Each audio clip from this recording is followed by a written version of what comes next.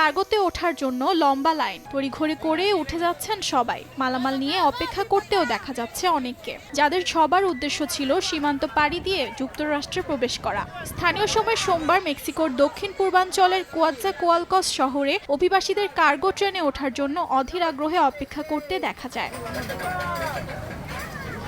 পরিবারের সবাইকে নিয়ে অনিশ্চিত ভবিষ্যতের দিকে মেক্সিকোর অভিবাসীরা, যাদের একমাত্র উদ্দেশ্য ছিল যুক্তরাষ্ট্রে প্রবেশ করে কাজ খোঁজা এবং একটি সুন্দর ভবিষ্যৎ নিশ্চিত করা। তবে ট্রাম্পের অভিবাসন বিরোধী কঠোর মনোভাবের কারণে আশাহত হয়ে অনেকে ফিরে যাচ্ছেন মেক্সিকোতে। এদিকে মেক্সিকোর অভিবাসন কর্তৃপক্ষ অবৈধভাবে যুক্তরাষ্ট্রে প্রবেশে অভিবাসীদেরকে বাধা দিচ্ছে, যে কারণে অভিবাসীদের জন্য যুক্তরাষ্ট্রে প্রবেশ কঠিন হয়ে দাঁড়িয়েছে। আমরা মেক্সিকো যেতে চাই, আমাদের আত্মীয়রা সেখানে অপেক্ষা করছে। সেখানকার সীমান্তে কাজও পাওয়া যায়, এখানে কোনো কাজ নেই।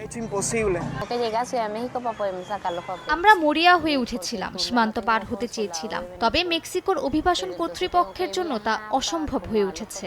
আমরা জানি না সীমান্তে আমরা কিভাবে পৌঁছাবো। আমি এখানে 3 মাস ধরে আছি, কিন্তু এখনো অনুমতি পাইনি।